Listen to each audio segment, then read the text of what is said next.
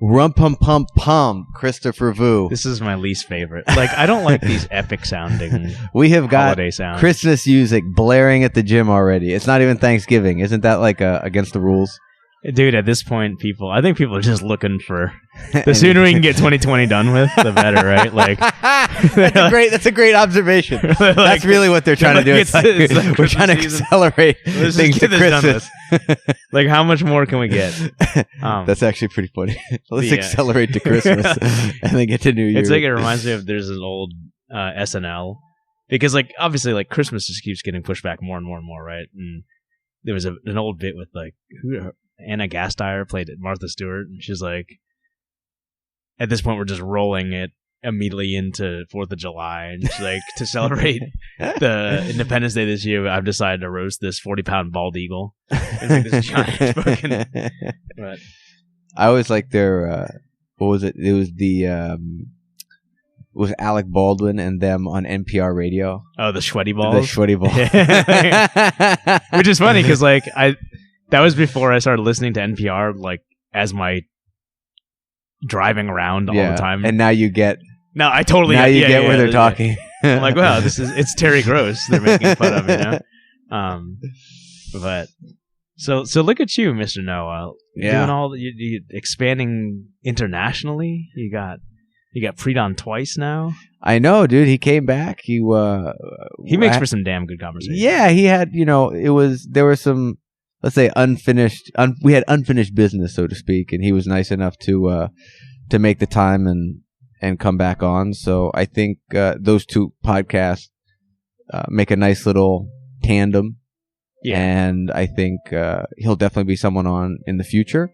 That'd be awesome, man. Like, but I think these two are a good little 1-2 combo in terms of, our kind of, my take at least on what I wanted to kind of talk about with him and what I thought was important. I thought the second episode was interesting because, he talked about his philosophy on offense, and he admitted that everything he does is because he cares about top game. And which is funny because he just believes I have to figure out the bottom game first in order to figure out the top game. But he's very much about using wrestling type control mechanisms because wrestlers don't give up underhooks. Yeah. But how do they control them? Well, they control around shoulders, around elbows. I like his idea of like he uses the word clicks a lot. Yeah. Like, and I'm thinking oh man, like, because he thinks jiu-jitsu is perfect. So things click. Yeah, right. Things click. And even from a Muay Thai perspective, right? Like we're taught certain things to do, like when you have like double neckties and that sort of thing, and like inside control, we don't talk about enough especially for Muay Thai and clinching, but like just the sort of like inside ties that you do for Muay Thai, almost never addressed when you're taught it, but like it's just stuff that I've sort of figured out on my own. I'm like, and I think it comes from jiu-jitsu, ironically, is because I started training Muay Thai and jiu-jitsu concurrently. And to be able to translate the similar principles from, ground grappling to essentially stand-up grappling, and how those click in Muay Thai, and it makes for a much more annoying clinch, is pretty cool. Like I like that. Like he's almost looking for like a unifying theory of relativity. Yeah, in like all martial arts, like it's awesome. Sports with or without strikes, and he says "goddamn" a lot. Oh, yeah. Is that an Estonian thing? Or is it a Priit thing? Because I notice he does that in his seminars. I'm just going to say it's a Priit thing. He says "goddamn" a lot, man. Yeah, like I'm like the emphasize thing.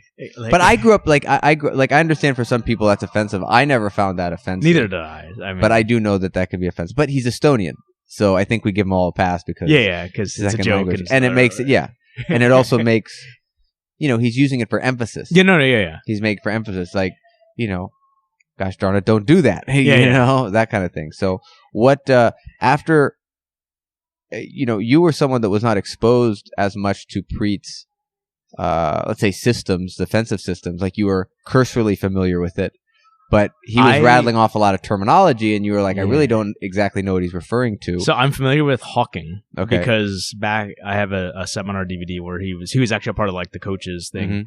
From 05, 06, I think it was like the Amazing Camp or something, where he talks about hawking, and Running Man, but Panda I'm unfamiliar with. But did you recently just do kind of like a deep dive and kind of go over some stuff? just to kind of get a little more familiar with it since like this weekend. You mean? Yeah, yeah. Basically, Okay. I started working out again, like beyond just squatting last week, the end of last week.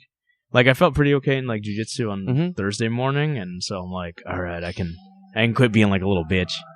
And so like I think it reignited the fires of my jiu-jitsu.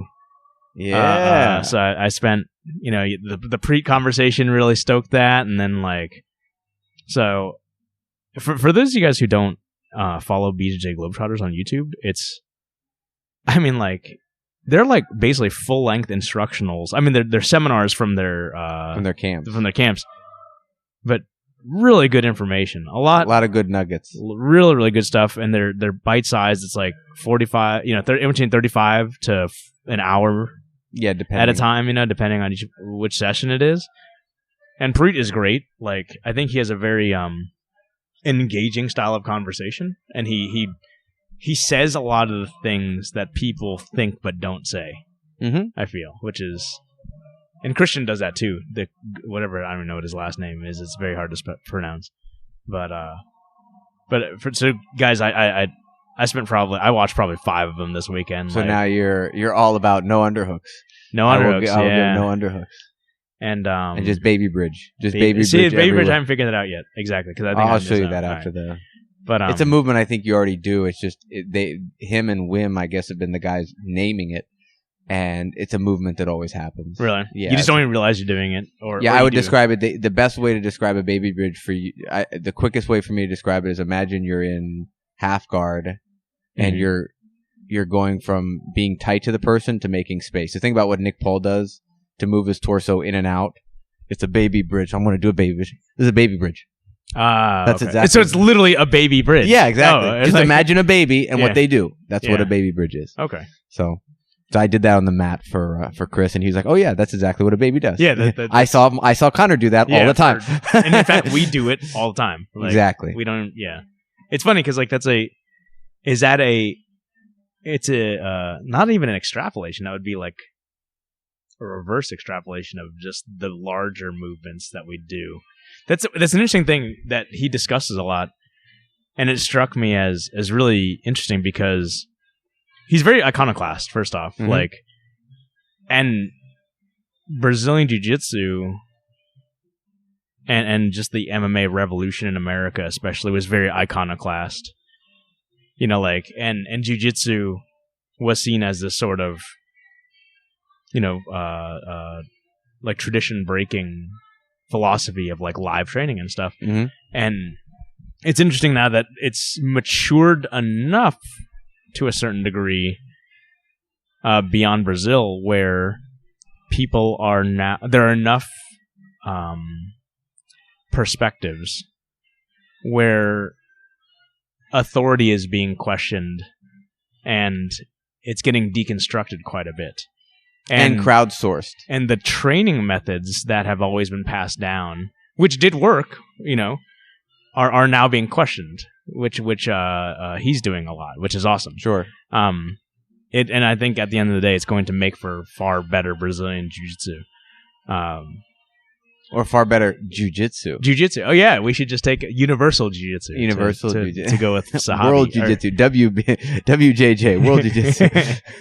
No, it's definitely... that's cool. Like it's. I think for me personally, for whatever reason, I just think a blue belt, once you get a blue belt, watching Priit is kind of eye-opening because I think having some sort of base understanding of jiu-jitsu and grappling helps.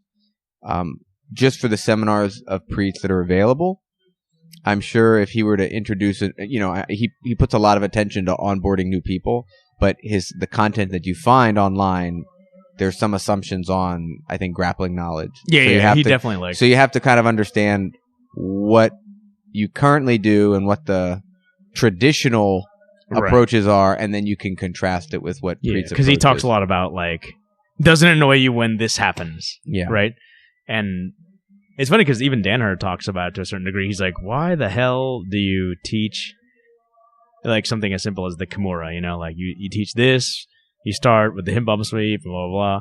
He's like, you never see that. Like, that never happens in this competition. It never happens That's rolling true. live, just simple things like that. And the way Priit approaches it, and Paul actually does it a lot, is he's like, this is a more likely scenario where these are the sort of like obstacles that you'll be facing when performing this move, Mhm. So I think it's cool to see that this is starting to develop independently across the globe, like literally on the other side of the world. Yeah. So that people are examining jiu-jitsu from a very scientific method from their own With a observations. critical eye. Yeah, versus just dogmatic and Os professor. he Os hates that. professor.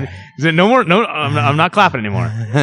So No more clapping. no more clapping. That's not a joke. Wait, that's a joke. The one his expression I like the most is the Estonian youth, which is like they've got their shoulders like hunched forward and they're looking at their phones. He's like, that's Estonian youth. Well, that's everybody youth right That's now. everybody youth, but he says Estonian youth, and he uses that as kind of one of the postures that you kind of have to do that to kind of hide your. Is that Hawking? No, Hawking's slightly different, but he's kind of almost equating it to like how wrestler stands, like how they, that's a hunchback stance. Yeah, that's like actually so. yeah. I wonder if he got that from the Rodney King I talked about. Potentially. Where Rodney King teaches a square stance for boxing, shoulders hunched, so you have no neck. So because like obviously having a longer neck is a force multiplier. Sure. So, and then for jiu-jitsu purposes, it's a longer lever just to manipulate. But jiu-jitsu, back into it. Except you're not going to be back into it. I will be doing a deep dive of comic book reading and jiu-jitsu watching. So are you going to still be teaching during this period? Are you going to be like, what about the morning classes? So you're going to be out. You're going to be out of commission for 4 weeks, roughly. So I cannot do. I was like reading the goddamn thing last night just to kind of start preparing. Are we going to say what procedure you're getting, or I already did? Remember I talked about it the other night. We did. I did. Did we say it on the podcast? I did. Oh, you did? Okay, I did, so he's getting a vasectomy, ladies and gentlemen. Yeah, so no more Connor. You said no more little Connor siblings, yeah. And I'm cool with that because he's good. He's more than that. He's good, man. I don't, man. Any parents out there who have more than one fucking kid, you guys. But they keep the siblings keep each other company. That's the argument. I mean, yeah, that's.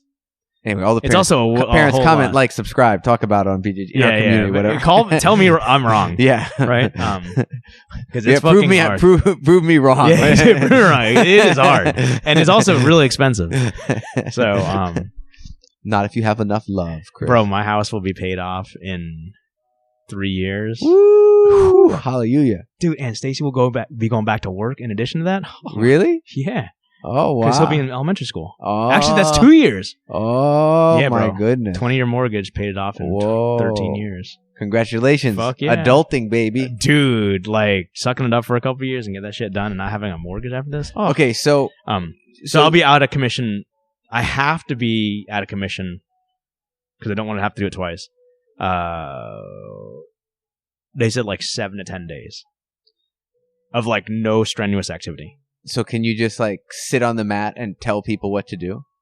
I'm not going to. Are you going to work during these? Yeah, I can because I'm at a desk. Like I don't. Well, then you can come in the morning at 6 a.m. Dude, you're not going to just don't demo anything. Well, that's the thing is like because first off, we're closed the entire next week.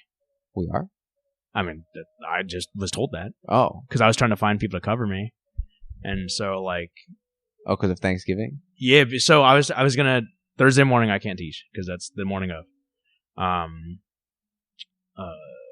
Next week I was just gonna have somebody cover Tuesday because it didn't occur to me that next Thursday is Thanksgiving, so I'd only need somebody to cover Tuesday morning, and then the week after I'm back.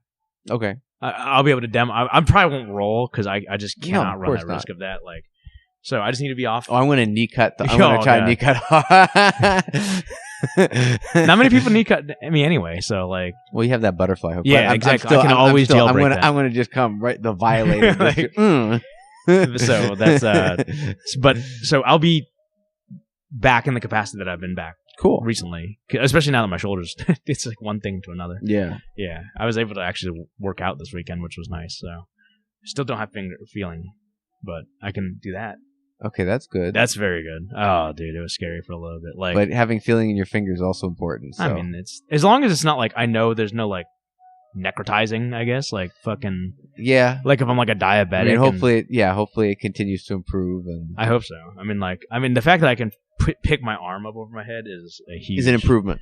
Yeah, like I wasn't I was when I realized something was kind of serious. I was doing a kettlebell press, and I would be like. And like literally just I'd be like, come on, let's go, let's lift, and it would just like sit there. But this weekend I was actually able to.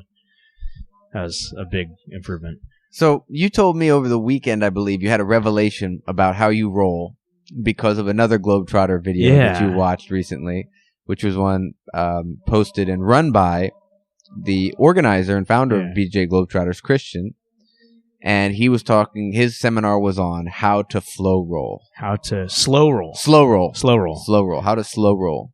And just to give a quick, I go watch it. That's the best thing to do. It's very thought-provoking. It's very fun, too, It's thought-provoking. If you have experience in jiu-jitsu, you'll probably chuckle at his anecdotal, stories. About like, oh yeah, you all know that one or two people at the gym and stuff like that. That like they're impossible. Yeah, like it's our bull in the china shop award. Like we give that to those people. It's right? the person who you have to be on guard or else you might get hurt. Right, and without even and them they're not trying. malicious. They're not malicious. Yeah, that's just literally how they roll. Yeah. I had a huge revelation. I don't even know how that one popped up. I think it was just like in my feed, right? And the way he described slow rolling is that it's sort of like it's a time. It's how do you teach somebody who's like maniacal on the mats how to slow roll? Correct. Because it's a skill. Because I see it now too. Like because I used to try to do it when I would teach class. I'd say like, all right, guys, we're warming up here, non-traditional warm up. I'm setting the clock for 2 minutes.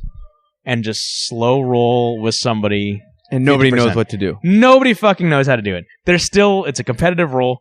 And they're cold, so there's more chance of injury. I don't think there's ever an injury, but I think there's definitely... I'm saying there's a more chance. Sure. But people just don't have an idea.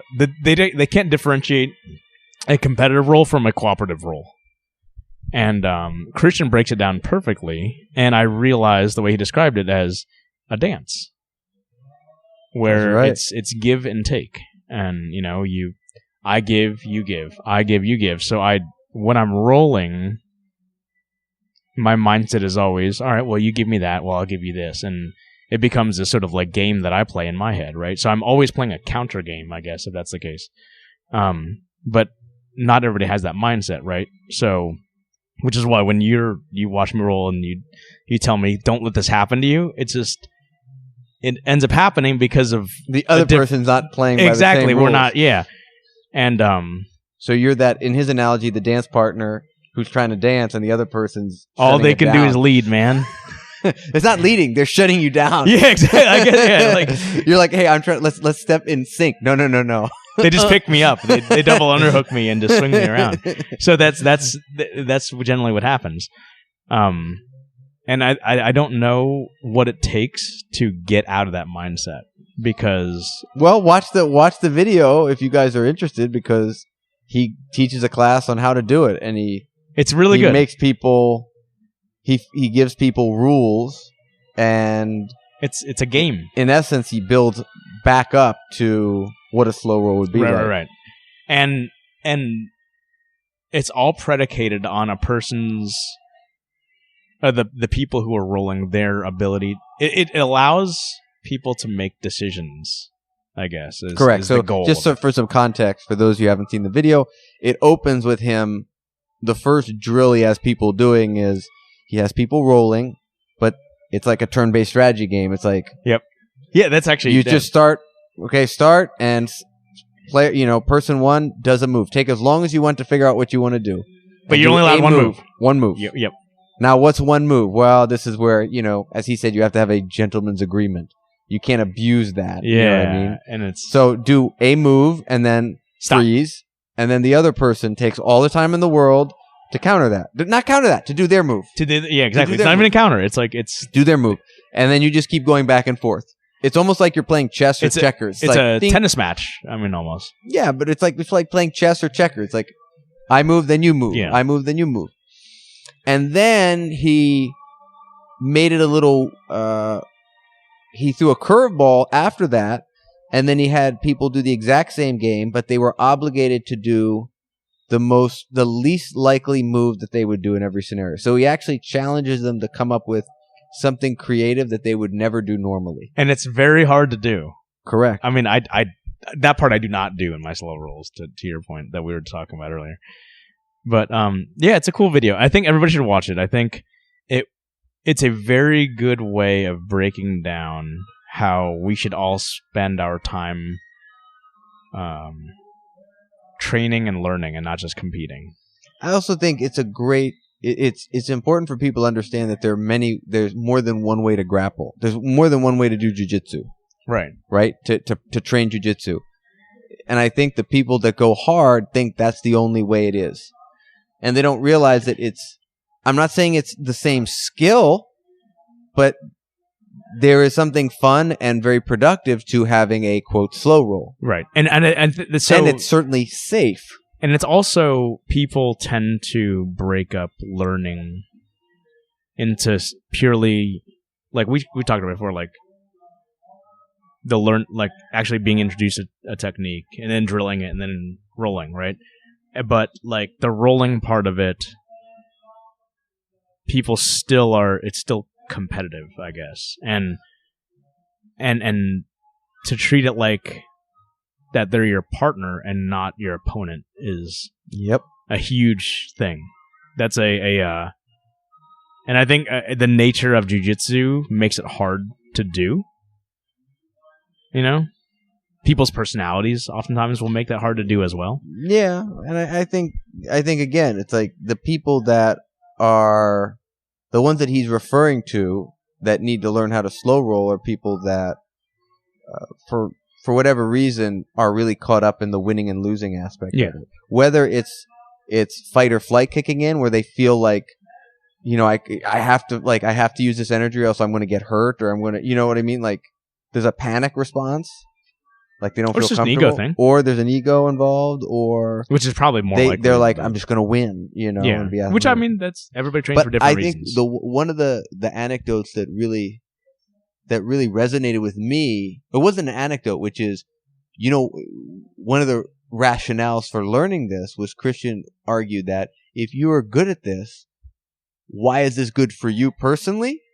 Because you will never not have a partner. Yeah. Because people will always want to roll with you because... Exactly. Because you're never that guy. Exactly. You're never the guy that he talked about where you get there late to class and he doesn't have a partner and you're like, let me just hang out here off the mats a little longer because I don't want to pair up with this person. You know? Yeah. And I've seen it happen too, right? Like, I'm like, all right, everybody pair up. And there's that one person. Right? But still, there's a not even a pair out there. There's a triangle out there. Yeah. People train. I'm like, wait a minute. This fucking math doesn't make any sense. Like, listen, guys. There's an odd man out, and here we have 3 people. Who's going to take the bullet? So one of y'all need to suck it up. Yeah, who's going to take the bullet? So that's and you funny. do think? I mean, at our gym, there are a handful of grapplers that are always going to like. They are, quote, safe grapplers. They're the people they're the guys who Paul's going to stick with a new person. Exactly. Or they're the people who get chosen when it's time to... Jesus Christ, Michael Bublé, calm it down now. I know, we're rocking. I mean, he has a sexy voice and all of it. Holy fuck.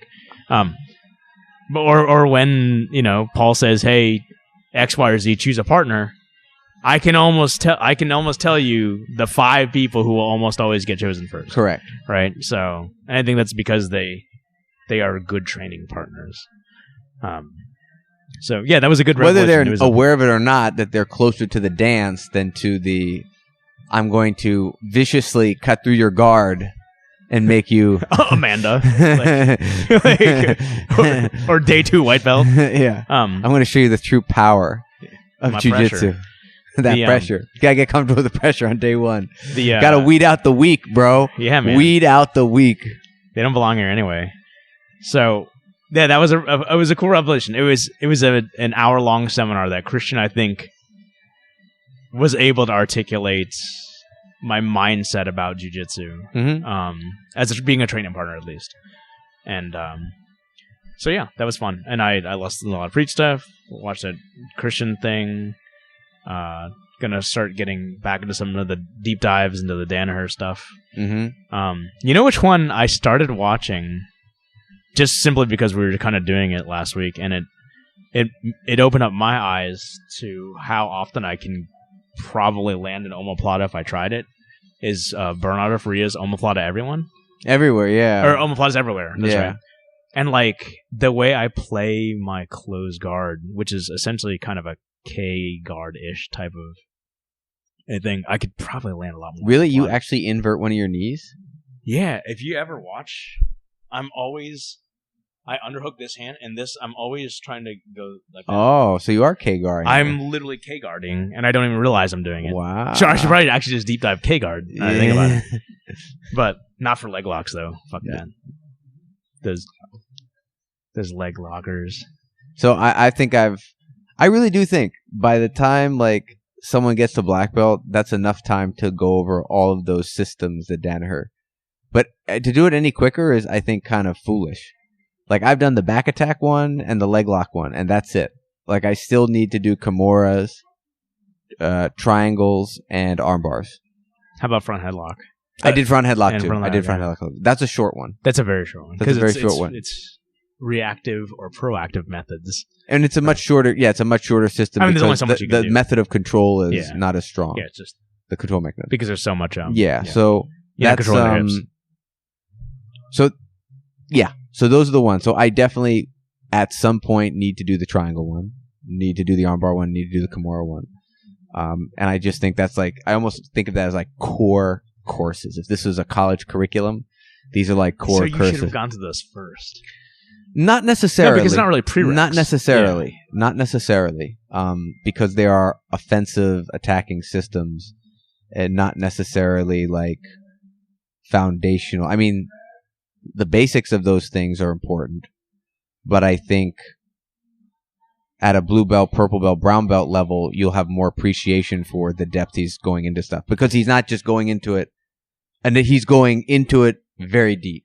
Oh, yeah. It's very much a excessively depth versus breadth exploration. So, where it helps you sort of like mine what you already know, and like be more of an archaeologist than to like how did this become the way it is. And it's almost better to have your own preconceived notion, so it's like some of the knowledge should be like already known to you. Yeah, it shouldn't just be like, I don't know any jiu-jitsu and start with Danaher. Like, they should be like, this is how I do things, and then it'll be like and then like, oh, he does this a little differently. Like, oh, that's interesting. That's interesting, right? And you're like, oh, I can add stuff to what I do versus like, because if you, I mean, like, bless y'all white belts for keeping the sport going, but like, if a white belt goes and gets any of those grow further faster tapes, I don't think they would even know where to begin. You know, like, they'd be like, what the fuck? Like, how do I even begin to implement this stuff? You know, because it's just too deep. So, because they haven't even done the drilling, they haven't made the mistakes yet, so they don't know where to correct, you know? But. True. There's also the component that all those systems are around no gi, even though there's applications in gi. No, they go further faster in gi. Yeah, but I'm talking about the systems. The enter the systems. Yeah, you're right. Because that other stuff is different. I'm just going to say different. Like, I'm going to say the Danaher enter the system stuff is, you know, courses you have to take in college. The go further faster ones, that's a little different. I don't view them the same way. Like, it's just different. I mean, those would be your freshman level courses, but I don't know if necessarily that's the best source of that type of material.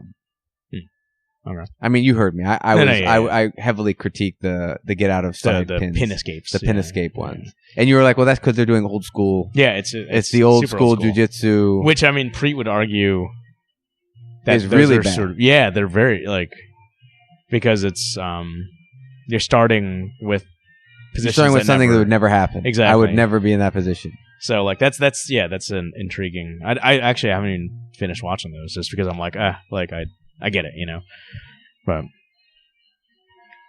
so how festive are you with this Christmas music, man? I mean, this might be like a copyright violation if this music is so loud. YouTube won't let us get YouTube. If YouTube hears like copyrighted songs, they just like when you upload a video, they listen for copyrighted material. Really? And then they say you're going to have to edit out this section. How would you even do that with this? Well, they actually will cut it out for you.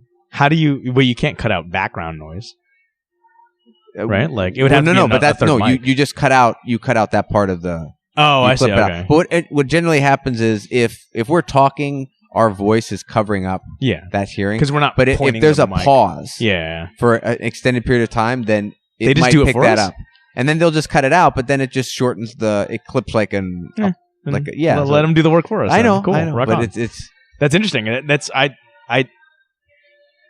I never thought that AI and algorithms and sound recognition. I mean, this is like Shazam was sort of the first to recognize that sort of shit, right? And then, interestingly, I have a friend. I had a guy. His name's Chase McMorrow. Shout out to Chase. Yeah, blue belt. Blue belt. Maybe purple now. Ooh, I think purple belt. He was a student I used to do privates with when I used to teach at Winter Springs. He was in a European boy band. A European boy band. A European boy band. I forgot what the name of it was, so I'll have to tag him in this. And he was telling me, so after he stopped doing that, he continued to just produce music, and he's like, man, like I can just. A big part of music making is just kind of knowing the general gist of what something is supposed to sound like, and he's like, you just put it as much out there as possible. And I guess there are databases that people can go to and listen and use it for like fucking documentaries and stuff. And I never knew. He's like, yeah, I would just get random royalty checks because some documentary maker for some Czechoslovakian PBS, their equivalent of PBS, would use a portion of my song, and I'd get random checks in the mail. And I was like, how the hell do you how do they track like number of plays and he's like, I guess there's software out there that recognizes portions of music that are used in things and when it's broadcast and somehow that makes its way back to the artist. That's awesome. That's incredible. Well, you know who would probably know about that is Chihuahua. Chihuahua, probably not. No? No, he's probably getting kicked out of some country somewhere, right? Dude, he wants to be on the show, so I'm probably going to have to do a video interview with him. He's been hitting me up like constantly. I mean, he's Lucas Lepre's training partner, right? Dude, so. and he's dude, he was texting me. I'll tell you, he is a guy that probably knows as much jiu-jitsu as anybody. Oh, knows it. I wouldn't say he does it, but he's aware of it. You know, he does it. I mean, he's aware. He sent me a video last night of because we were doing matrix entries recently, and he sent me a video of something called the reverse matrix entry. Is this all that like fucking stuff in the 50? Yeah, what we're doing. Yeah, the matrix entry. Is that what that's called? The matrix. Yeah, the matrix is another name for kind of that chop that happens when you go to backside 50-50. Okay. And I guess there's someone called reverse matrix. And he showed me that video. And then, in typical Chihuahua, it's like, where does he find these videos? Instagram? Yeah, but I mean, he finds these accounts that I've never heard of. Oh, okay. It's just all the and he's also, game, right? and he's got, he's all on top of the Berimbolo stuff and all this. But the point of the story is he sends me this and he's talking to me about it. And we have a discussion about it. And then I realize that it's 4 a.m. in Spain right now. So is that where he is? Yeah, he's in Barcelona, Spain. I thought he was in New York. No, he's now doing grad school in Barcelona. He's really? Good for him. So he's up at 4 a.m. thinking to send me a video about jiu-jitsu, and then we're talking about it. So I mean, isn't that like what time they start dinner? You talk not 4 in the morning, bro. So you talk about a guy who's into jiu-jitsu. To be young. This guy, so that's so that was pretty Is he cool. training? I guess. Yeah, I'm guessing training. not. He is training. They're shut down, but now it's Fight Club time. Oh, Jesus Fight Club, yeah. Christ. So we'll make sure not to get in trouble with the Spanish government. The king. Prince. El Rey. So yeah, it's so he's training again. He's happy. And dude, I think we're gonna have to go into shutdown again. I don't know, man. Like, DeSantis won't let that happen, but it ain't looking good right now. I don't know. We'll see. We'll see what happens. I mean, who knows? When this podcast is published, who knows what's going to have happened? You know what I mean? Oh, especially with Thanksgiving next week. Yeah, I know. And people are like, I'm going to meet my family. Fuck it if I kill my old parents. You know, like. All right, maybe we have to cut this one out. Why? Because we're talking about jiu-jitsu, bro. Oh, come on, man. This is the fun part. This is what people listen for. Yeah. Right, our goofy ass opinions about things. But so he's that's cool that he's training. I'm glad that he is. I'm glad that jiu-jitsu has transcended enough countries now where people are interested in it. And, yeah, absolutely. You know, like that he's able to find like viable training partners. Mm-hmm. So yeah. So when did he go to Barcelona? When did he go? A few months ago. Really? Yeah, a few months ago. Things kind of dried up in New York, and it was cheaper for him to go to grad school. Must be so upset. Lucas Leche or Gianni Grippo or it was Gianni Grippo that he was training with, and he was training with Marcelo, but Marcelo's was closed for a while. Were they? You know, so yeah, he's out in Barcelona now, and I kind of curious about finding out all the different places trained because he's probably like one of the like he's a blue belt that probably has the most years of training. Yeah, exactly. That I can like he's like an 8-year blue belt or a 10-year blue belt because he just keeps bouncing. Dude, he was a white belt when he came here. Yeah, but he had like 4.5 years of experience. Like, you know, like he's a white belt. He's a white belt doing worm guard, X guard. Yeah. You know, everything. It's like, huh? He's literally, was it? Which episode of Star Wars was it when? I only acknowledge the original trilogy, so I don't need. So when was it that fucking Yoda fought Dooku?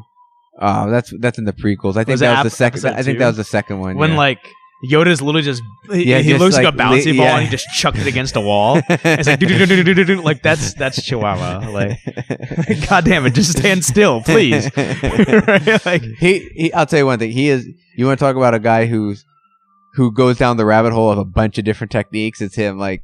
One day he had flow grappling on his tablet. He's like, bro, look at what was it? It was Art of Jiu-Jitsu guys, you know, look at the Mendez brothers. The Mendez brothers, and then it's the Meow brothers, and then so he's relentless with his pursuit of stuff. That's awesome, man. But I don't even know what he like. I want to ask him, I was like, do you have any concept of what your game is? Like if you were to compete, what would you do? Because I just feel like he does it's like whatever the cool thing is, do it. Yeah, know? But is that he's got just a quiver full of arrows, right? How sharp are each of the arrows? How strong is the bow? Chihuahua. Yeah, how sharp. I mean, he's good though. I'll tell you one thing. Oh yeah, he's very good. He can execute. He was a guy that would if I was lazy with him, he would tap me. He would totally tap me. He'll flying armbar you from across the room. I know. Man. He would lock his entire body around my arm, and I'd be like, "This mother." So yeah, but I always liked. What's funny with him and his dynamic at this gym, at least when he trained with us, was Paul makes these comments all the time about people smaller than him trying to invert under him, and he just like mocks them, like without mercy. He's just like, oh yeah, that guy was pretty good, but he kept trying to invert under me. It's like, dude, that's never going to happen. Like, that's not going to happen. And but he could probably do it because he's so small. Yeah, but what Paul's saying is, if you know what you're doing on top, you can just be heavy and just smash him. Sure. Like what was it? I think he was trying to do worm guard with you, and you just like laid on him. Yeah, yeah. I don't remember. You were just like smash. Just stop. So I think that's it's like no. I break your lever now. Okay, so are we gonna play Oscars? Oscars? Yeah, man. So promotions aren't this coming Saturday. You know what's today's date? Today's so we're recording this on the 16th. 16th of November. Promotions less than a month away. Yes. So what about promotions? Everybody should come. We're going to have a Christmas party. December 5th. Those Christmas parties are infamous. I use the word infamous. Infamous. I use the words infamous. So you got 2.5 weeks. No, 3.5 weeks. okay, so that's more than We're doing Oscars, like Oscar picks. For what, for the awards, or for who's getting promoted? Who's getting promoted? Oh no, We'll I wait- mean we'll we wait know on who's that. going to get promoted. The people that have 4 stripes get promoted. That's true. That's a good not point. that's nothing surprising. I don't know if they're going to be awards, because I don't know how arts and crafty Paul is. Dude, it's a fucking paper plate with a ribbon attached. I know, to but it. he's never made those. Every year he's Are you sure? Are you sure he hasn't? No, I know who drew them last year. I know who drew them the year before, and he was not involved. Oh, okay. You know, in fact, last year he just like the people who created them, and then he just figured out who to give them. He's like, okay, let me. All right, this will be. Whoa, inside baseball. Come on now. They're all special awards. It's actually probably better, because the people who did him had way better art skills than he did. So Yeah. they're well done. What are you talking about, man? He made newsletters. He designed the logo. No, actually, he didn't design the logo. I'm just talking about his drawing skills, his Okay. ability to draw on a plate. it's, You know. it's Like that's what I'm talking about. Like there are people that are more skilled to do that than him. But yeah, promotions are coming up, and I don't know. It's It kind should of be pretty big, right? It's kind of a shame that 2020 being the year that it's been with COVID and stuff. There are a lot of people that started training the end of last year, beginning of this year, that would have been eligible for blue belts, but just fell off as a result of not training. Yeah. No, and again, I don't blame them. You know what I mean? It's just, I think they'll be back. I hope so. I think so. I hope so. But that, I think, is what's going to be noticeable about the promotions, is that for end of year, there are usually a lot of promotions, but it will be very much, I think, abbreviated, because, the people that have started training at the gym that are new faces have started within the last 3 to 4 months, which is not enough time to accrue on the mats to be eligible. But they'll get stripes. They'll get stripes. And stuff. Yeah, and, exactly. and they'll get to see the process, like The they'll process. get to see, the camaraderie developed, and the participate in the celebration, which will be cool. But who made the point? Was it you? No, it was David. David made an excellent point to me. What frustrates him about promotions is everyone comes to promotions and nobody wants to roll afterwards. And he was like, it's like, everyone's here. Let's roll and have fun. And I remember the first promotion I attended, a lot of people rolled afterwards. And then since then, it's just been like everyone takes off their gis and immediately cracks open beer, which I think we should roll before. So then everyone's just sweaty? I don't know. Maybe I subscribe to the Iron Man thing a little bit. Yeah, I mean, that's cool. Like I like the idea of a part of the celebration is the belts come at the end after the work is done. Yeah. So like, I mean, I just don't know how comfortable it is for people to be just sitting there and kind of and like just sweaty. A sweaty gi. That's just, true. Yeah. But I think a lot because I mean, quite frankly though, I mean, the past couple ones we're sitting there for fucking 3 hours. Yeah. Those are. We'll have a short ceremony, guys. Yeah. In parentheses, short. I mean, are Fusion going to be here? Excellent question. If they are, then we are not rolling afterwards, because everybody's legs are going to be cramping. Everybody's going to be thirsty.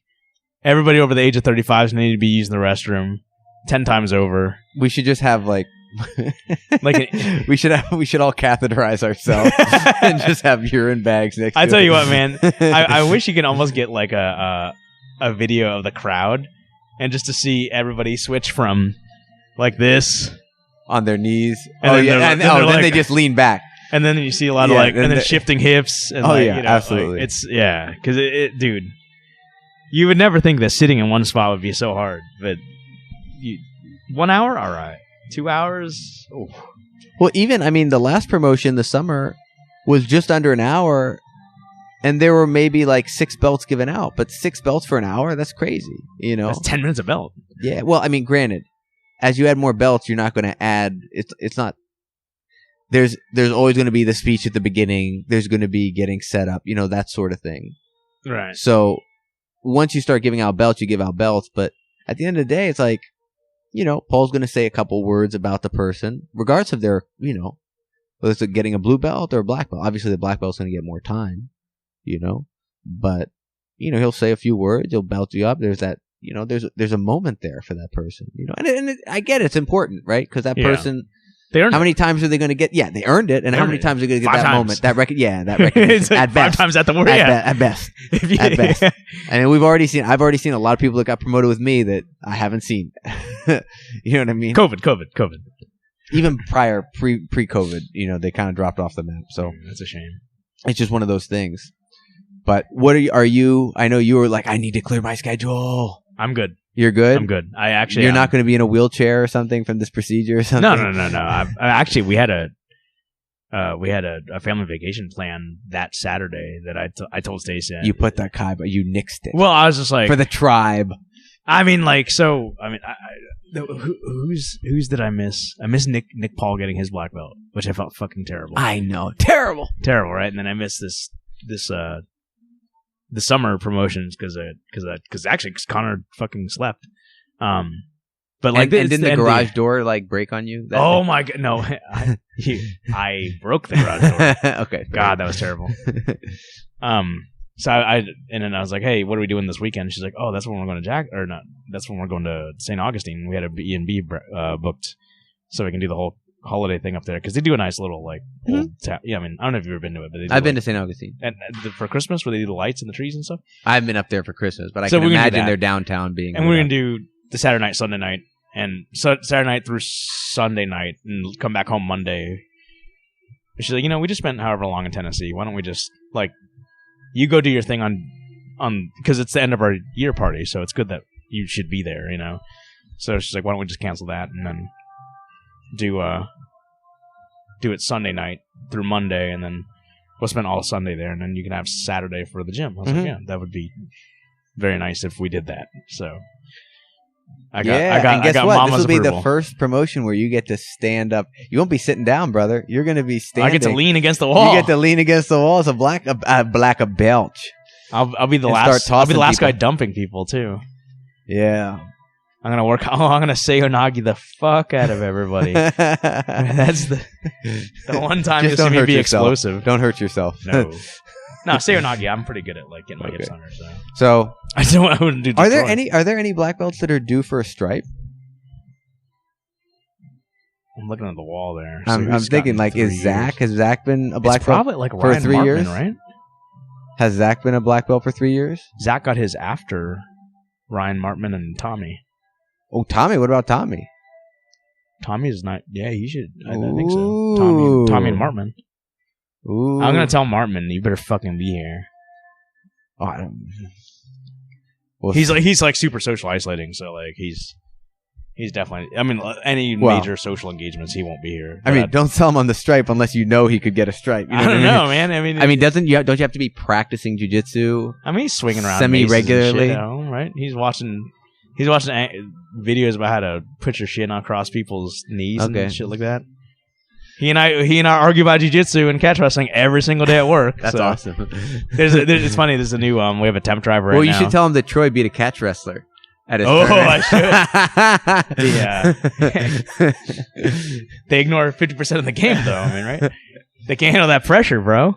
That lineage. Yeah, dude, that Carlson Gracie pressure. People aren't used to that. I'm telling you, bro. Dude. Representing the lineage. So big shout out to Dusty Rhodes. Wade Rome just had his promotions this weekend out at Vieira Jiu-Jitsu. I'm not sure what the name of their gym is now. But Dusty Rhodes, a contemporary of mine, just got his black belt. All right. Yeah. So good for him. Yeah, I saw a lot of familiar faces out there. Yeah, man. I didn't know Wade was a Laborio black belt. Yeah, I think he's like one of his first. Yeah, fourth degree, they said. So Carlos is out there too. Carlos was out there. That's how I saw the man. Like Laborio's hair is getting all kinds of crazy now. Man. I know, and you know who else was out there? Wanaconda was out there. Was he? In one of the photos, Juan was there. Juan looked like he'd put on a few pounds. Doesn't he? Yeah, those COVID pounds. Everybody's got them COVID pounds, huh? See, I hope Juan is a good guy to have. He's fun, man. Juan's a good guy because Juan has the ability, because of his tenure and black belt status, to mock anyone. Yeah. Whereas me, I'm low on the pecking. Like, I would like to say some things, but say whatever you want. I know, but free country. Well, I know. Well, Priit would be like, just say it. Just say it, man. What is this tradition? Dogma. but it's fun for Juan to. Oh, and he's very quick. Buster. Like he's got a good sense of humor. Yeah. And that's him without alcohol. Like, Oh, could yeah, you imagine yeah. the guy with? Oh my god. Dude, you gotta love anybody who names his kids after the Gracie family. Oh my god. Like, Hickson. bro, I didn't even bother trying with Connor. So, fortunately, he's a comic book character. So, but he, Wanaconda. Hopefully, he'll be here. We'll see. I always wonder how the word gets out. Yeah. Well, I wonder if Probably not from Paul. I'll reach out to him. I'll be the new admin person. How about? Well, Carlos is always in town. Hopefully, he'll be here. I know Carlos has no excuse, man. He lives He right says down the road. He says he lives down the road. He lives, yeah. So, but that'd be cool. It's funny. It's like it's kind of a weird association, but it's like a wedding. It's like a funeral. It's like these are events that get people together, and a guy like Carlos or Juan, maybe they don't normally swing by, but for a promotions they would, and it's nice to get the gang, the gang back together, kind of thing. It's a band back together. Because again, a promotion is a lot like a wedding, right? It's the community's recognition of an achievement, right? The wedding is they're recognizing the union of these two people. They're getting married, right? And this is like the community, which includes the quote elders, if we want to call the black belts the elders. I mean, you elder. Our name is tribe. I know, you elder, you. And that recognition of like, so I think that's kind of cool. Really, really cool. So we'll see who shows up. But you're right. If Fusion shows up, it'll be multiply the time. You better have good leaning technique. I was bro. like, don't lock my knees, right? Because that's when you pass out and you fall over. What it is, whatever I learned in chorus in like the 5th grade. Oh man, I should start watching. Have you ever seen those videos of? I don't know why they. I guess they think them funny, but when a jiu-jitsu instructional, they show like B-roll of like the uke getting put to sleep accidentally. Bro, you okay? you know who does that all the time, or used to do that a lot, was Jim, man. He'd be demonstrating on me, and man, his fucking grips. Shout out to Jim Andrews. He'll just sit there and he's not even like twisting hard, but he's talking, and you're like, I'm getting ready to fit. Like it's just and like literally like it just starts to like flicker and stuff, and like you get fuzzy. Oh, dude, there have been times where he's let go. And then I would just like get up and I'm like it was pretty bad. Like, did you see the video of a guy in a competition? You're the There's man, the Mike. champ. You're the man, Mike. Mike Seebe, my unofficial physical therapist, just walked through the door. Did you see the recent video that was circulating of a guy getting put to sleep with like a lapel choke, and he face plants? The guy gets away from him, and then he comes to and immediately double legs the ref. No. Oh, is that the one that Keenan's talking about? Keenan, yeah, that he just double legs the shit out of the ref. Oh, dude, it's hilarious. Well, but Hinger says that the guy was playing possum, right? Like he's trying to pull a Scott Smith. Who's Scott Smith? Don't you remember that fight in UFC like Ultimate Fighter finale? Where he faked eating a body shot, or he ate a body shot. Oh, he faked it, and then he came waited out for the guy to rush, and then he like shot from way down low, like and he was like, he tried to throw like a haymaker from like here, basically. Did he try to do that? So I'd have to see it, but no, I did not see that. I'm trying to find the video. I have to keep talking, but obviously, otherwise we're going to cut our thing. But I can't find it. Anyway, that was kind of funny. The one I saw recently was Humalo. I mean, it's an old video, but I saw Humalo demonstrating a cross stroke, and he probably Jim Andrews the shit out of him. Where he's he grabs the grip, and he's probably tight enough that the guy's like he's already cut off one. Yeah, he's already cutting off. But he's talking. So guys, and then but the guy was out for just briefly. The guy just kind of lays there, and then he blinks, and he like didn't realize he was gone. You know what I mean? It's just like it's like he was just out for a second or two. The guy's like, "You're okay, bro? Did you go out?" So it's a scary thing when you think about it. How effective a choke can be when anyone applies it, but then you take these really strong athletic, like that don't have the technique but have the strength. Like that. It's interesting because like I would think that they should have the sensitivity to be able to realize whether it's on or not. You know, like but I think because they're all competitors, they're calibrated for finishing, and they've developed a habit of doing the grips properly. Oh, that's true. So yeah. I think Paul does it too. Like when Paul does, Paul is locking in how he would lock it in, which means you're tapping before you actually right. You're not doing a weak ass armbar where you can do a full extension tap. It's like no, my arm is locked before he's even hitting into me. Like I'm tapping, exactly. I'm tapping. So I think that's what's going on. I think these guys have calibrated their precision for competition, and it's in their muscle memory to do it that way. So they have to forcibly tell themselves to, I'll loosen up or something. And you see that happens all the time, right? They almost put you out the first time, and then they loosen the grip, and But if not, that first clock choke is coming on right away, right?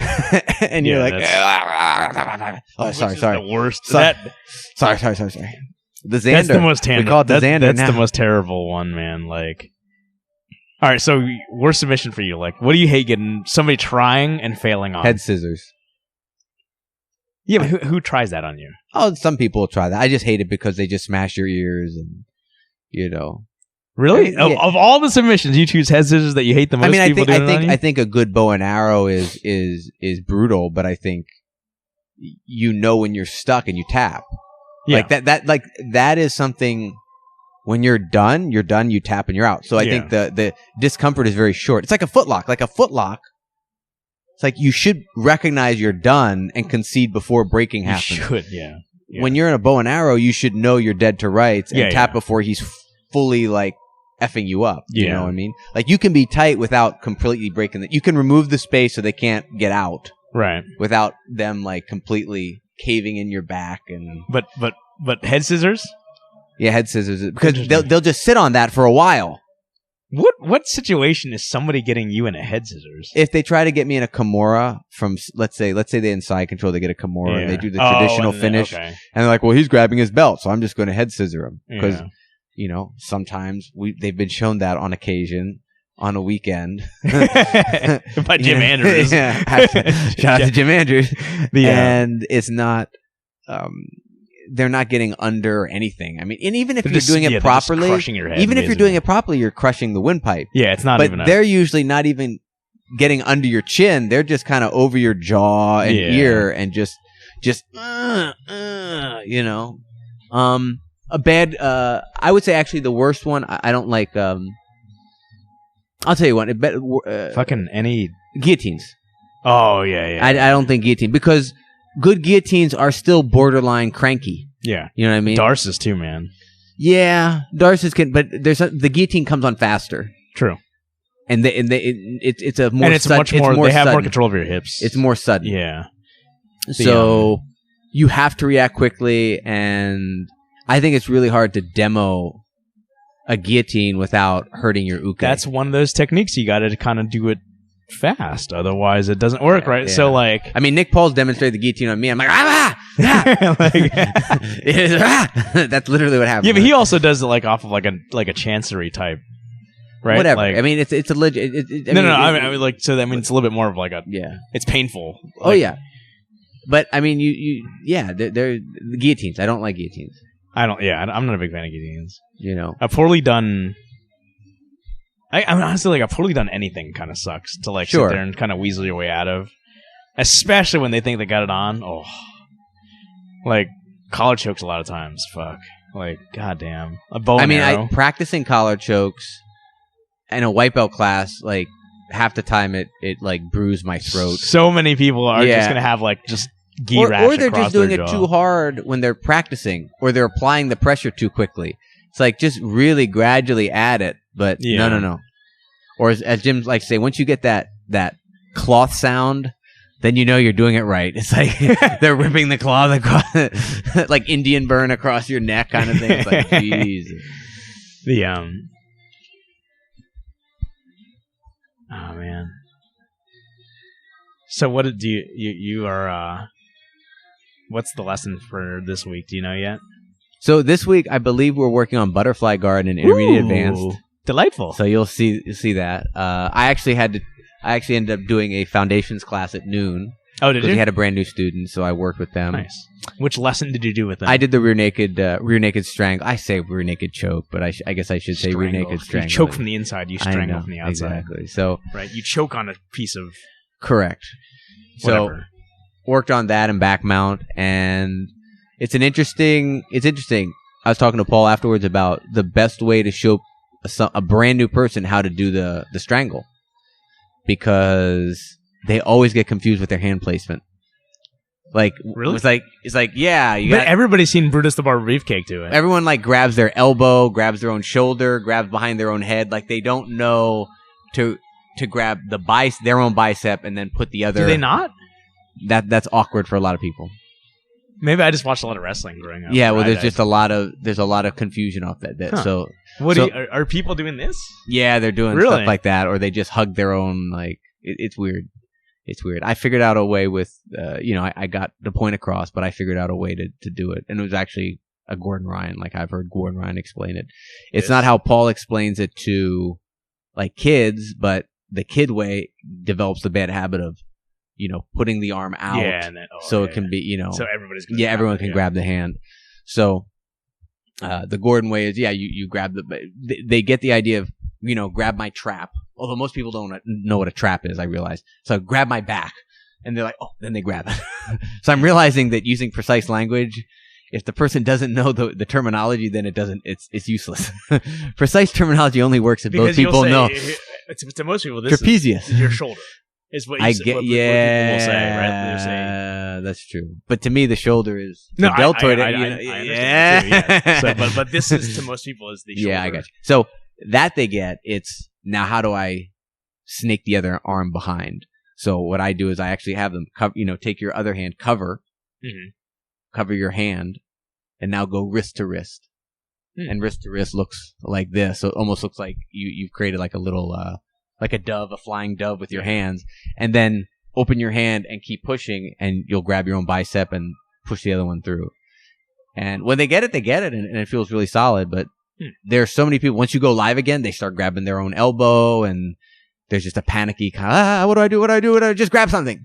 It's like, no, just go through the motions. Step 1, step 2, step 3. So I guess I haven't watched a noob do that in a while. Yeah, bro. It's so that's what we do. But I've got the lesson plan up on the whiteboard. We updated for this week. So today we're doing mount and arm bar. So mount control, twisting arm control, and the arm bar from S mount. So foundational class. Twisting arm control on the mount. Yeah. I'm about 45 minutes in. Look at you. You're like, I'm loving this. So that's what we're doing. If I can nail Paul down on what we're doing intermediate advance, I might write butterfly for the whole week. Whatever that means. You didn't write omoplata last week. I could just draw butterfly. So I'm making fun of the fact that I put up this whiteboard and I wrote 3 rows. I wrote for foundations class, and I wrote Monday, Tuesday, what's happening. Neglected. And then we have fundamentals below that, totally empty, and we have intermediate advanced, totally empty. I should have written omoplata on there, but then again, but it's not omoplata. It wasn't omoplata. It was me, omoplata. I was also only like matrix series or system. It was into 50-50 and backside. Yeah, exactly. So that kind of stuff. So anyway, it's up there. We're working on it little by little. And the people getting ready for their blue belts are getting ready to get tested. Next week, that's exciting. No, it's not next week. The week before. Well, the week after. I think there's only 1 week between Thanksgiving and it's Thanksgiving and Black Friday, and then the following week. So is it might time. be people might be getting tested the week of promotions or before Thanksgiving. Ooh, I might not be able to roll in the. That's going to be kind of chaotic. Iron Man that day. Well, I'm just talking about the technique portion. Fuck them. That's their problem. I know, but still, I know. That's putting it to the last minute kind of thing. Yeah. Hopefully they've got it scheduled out. Oh, I'm sure there are no reservations. Like there's nobody's booked the thing. I mean, the good thing is it's a smaller group. Yeah.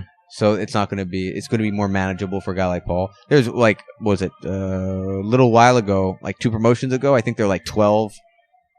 I want to say between 8 and 12 people up for a blue. Which means Paul had he does 3 people come and he does it 3 at a time just to yeah. And he actually talked about tests before, like with brown belts, would be like a 4-hour test and stuff. Oh, and dude, when is this music getting louder? I think Pavarotti's are we getting trolled right now? Is the DJ cranking the music up as we're recording? Pavarotti is just breaking it down. The crescendo.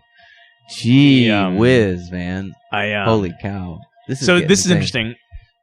What advice would you give to somebody?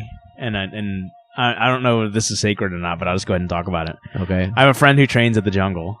Okay. And he's okay. So he's a good training partner. He's a blue belt now. I've been to his testing. Actually, I went to his testing for that. He's a 1-stripe blue belt. And 2 Saturdays ago, they did their sort of unique sort of testing format, and he was kind of expecting a belt, and he kind of lamented to me about it, and I kind of had to give him a pep talk and stuff. He was expecting a purple belt as a 1-stripe blue belt? I'm just telling you our conversation. Okay.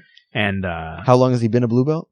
Whenever it was that I went to his testing, which I don't remember when that was. Well, is it more or less than 2 years? It's probably right about. Around 2 years. Right about. And he trains consistently. He actually probably trains more than I do. That's not that hard. What's that? That's not that hard. You don't train that much. I don't. I know I don't. So I mean, he probably trains twice as much as I do, if not 3 times as much. Okay, so what's the question? There's not much of a question. I mean, he was just kind of he reached out to me, and he kind of like. He's like, can you promote me? He did the thing. You're a black belt now. Can you do it? No, he did the thing where he's like, hey man, like, I might be getting promoted. You know, you think you might be able to come out that day or whatever it is, and you know, you're one of my few close friends who would really appreciate this and stuff. And I was like, yeah, fucking let me know. So did you go? So he hit me up later on, and he's like, yes, I didn't get promoted. I didn't get any stripes or nothing. Oh. And I was like, man. So like as a friend and as a higher belt and stuff, and you know, I don't know what to tell people about that sort of thing, you know, because it's that whole thing with the belt, right? It's like on the one hand we like don't care about the belt, on the other hand care about the belt. Yeah, it's like I just think wait, why are we listening to a Christmas version of Hallelujah? Hallelujah! What the heck? What is this? I only know the version from the Zack Snyder's. Yeah, that was a good one. That's a great version. That's a good one. Did you know they had to take that trailer down? Really? Yeah. Why? The trailer down for the Zack Snyder version of. Why? Because of copyright infringement. Oh, no. A fucking Hollywood director made a trailer for without getting the which, by the way, HBO Max, which is going to be on, available tomorrow on Amazon devices. They finally figured out their shit, so I can get my Justice League. I'm so excited about that. By the way, you need to see, I think I shared this on social media, so I think you already saw it. The fan-made Avenger trailer using... You only saw that because I shared it. Oh, yeah. You're right. You shared it first. Which is also really well done. I conveniently forgot that. You didn't retweet my... give credit to the original retweeter, man. You're forgetting... That's right. I did get it from you. You did and I completely forgot. Citations with MLS. I love that trailer. It's so well done. I mean, it's a trailer that gives everything away. So it's not a true trailer. Like, to me, a trailer should hide the twists, but in terms of a trailer that encompasses it's awesome. Yeah, unbelievable, absolutely unbelievable. It's, anyway, so I didn't realize, and I never noticed it until somebody pointed out just the idea of aspect ratios. That everything felt zoomed in because they took away. He took away took the wide angle. Yeah, he made it, and I was like, man, like it made it more intimate. Is that the? I'm not an artsy guy. That's me. That's my thing, because everything suddenly was tighter in on the faces. You know what I mean? So anyway, but I guess that's the way he's going to cut Zack Snyder's cut of Justice League. Is going to be 4x3. Yeah, really. Yeah. So I guess that's what happened with. We lost a lot in Joss Whedon's recut of it because they had to. It was shot like this, but they had to cut it to make it wide angle. Oh, really? Yeah, man. Oh, that's a weird twist. I know, right? Like how? Damn. So, we're gonna get 4.5 hours of this shit, man. All right, maybe we'll do a watch along. I love Snyder's vision of the DC extended universe. So I mean, there's no doubt that he's, in terms of visuals, yes, and composing frames and stuff, and feeling from and imagery. he's a fanboy, dude. Oh, yeah, he does his absolutely. research. In terms of the writing, And that's questionable. And in terms of mass appeal, terrible. Yeah, but he does so much fan service that it's not. I don't. I mean, fan service is okay. I mean, Avengers is all fan service. Endgame is literally fan service. I take that back. You're talking about comic book catering to fanboys and like the minutia. I think there are enough fanboys that it's not a bad strategy. It's just there were things that fanboys were complaining about. The whole Martha thing, fanboys complained about. That was just dumb. But I don't. And okay, he didn't direct that. Well, he did direct that movie. It was Justice League. Justice League. That one, that's on him. And then if you go back to Superman, Man of Steel, I love that movie. I think there were bits and pieces of it that were good, but it was just they escalated things way too fast. It was like in the first movie, like the world's about to end kind of thing. And again, the way his dad died, there were lapses in logic where you kind of like there was a little too much, I would say, like creative liberties made for moments that defied logic so much that it took you out of the movie. So let me put it that way. There were certain moments that he went for that came at the expense of logic, so much so that you were like, this is bullshit. And the dad dying, like, yeah, that's a moment. There's a big ass tornado, and he's like, no. And he gets that's a moment. But when you're like, wait a minute, he can move faster than people. Yeah. Can see. Like, by the way, why is Kevin Costner saving the dog and struggling where Clark could just rip the door open and no one would notice? You know what I mean? Or save his dad. Yeah, exactly. So anyway. Besides, the whole town knows he was Superman anyway because the kid at IHOP already knew. They witnessed him picking up a bus. It's like, yeah. So anyway, we got sidetracked. You were talking about your friend and what you said. Look, there's my thing. I think it's good that he cares. It's good that he cares. It's good that he cares, but I also think he should just, like, to me, you just have to have trust in your coach and just be like, I want to be a badass. So if I'm a white belt tapping out everyone on the gym, that's all that matters, really. Right. And beyond that, it's not even the competition and tapping people. It's just continue to get better. Are you enjoying your time on the mat? Yeah. Are you enjoying? And just because I don't think there's any gym that's going to be like, the belt you have is limiting is affecting the experience you're having training. Like, he should be able to roll with everybody that he wants to roll with. If he can, then who the fuck cares? I get it. You want to have a belt, like, it's recognition, and we want recognition. We want recognition for time put in, but that's not for you to decide. That's for someone else. That's for the reason you're training under this person because you trust their judgment. Yeah. So just enjoy and be a more badass blue belt. Be it so it's like it's undeniable. Just tap out everybody. Well, again, I'm using a competitive terminology here. No, but I mean, but you know what I mean, like just, symbolically. Yeah, just do what you want to do. Be the guy that everybody's asking. Hey, when? Yeah, what's going on here? Yeah, So like, and that's what I told him too. I'm like, man, like realistically, because you know how much more pressure it is on the people that care about belts like that when they get promoted and then they feel like they can't defend the belt. Yeah, I do know. Yeah, it's like I mean, you're like, I'd love to be a 2-stripe purple belt. You know how much freer I could roll? I'm sorry? 4-stripe. 4-stripe purple belt? Okay, I was going to say 2-stripe. But point is, just say there are no stripes. You're a purple belt. Yeah. That's the best belt. Yeah, you can do whatever you want. You can do whatever the hell you want. Yeah, I get tapped out if whatever, I'm just a purple belt. Yeah, but then there's that weirdness where you have a brown belt or a black belt, and you're like, oh, he struggled with that blue belt. What's going on, right? Or that white belt even. Yeah. It's like, who wrestled in college at a D1 level Jordan for 4 years. So blue belt. So that's my thing is you need to seek joy and gratification in something other than anticipation of a promotion. Enjoy the process. Right? Trust the process, and get high off of nailing a good sweep.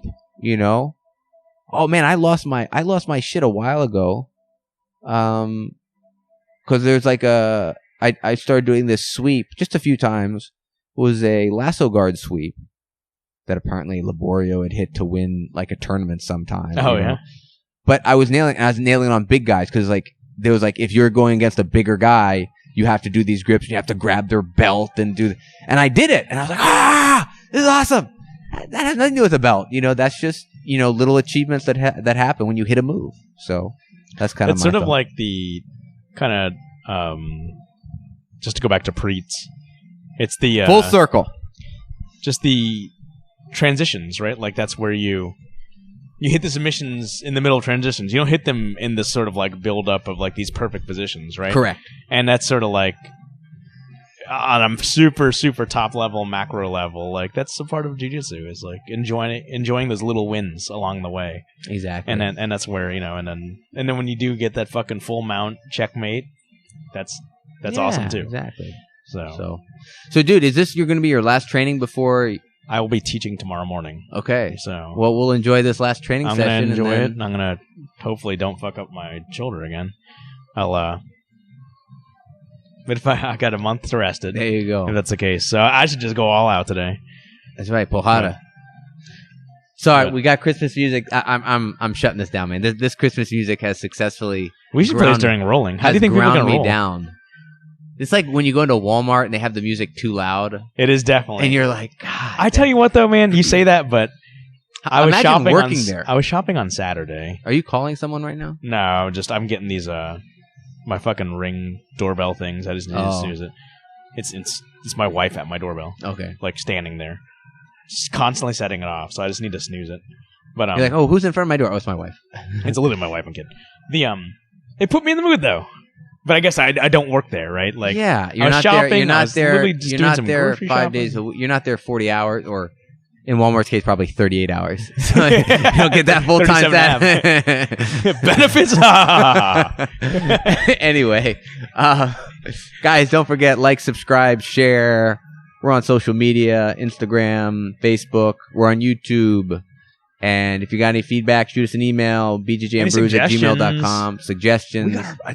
Some guy tried to sponsor us. Sponsors, yeah. Did you see that? Did you check the message? Oh, I did not see the message. I saw the message. I haven't checked it. Okay, we'll check it. We got sponsorship. We'll check it together. Great, we'll check it together. All right, we will catch you down the road. Thank you, Chris.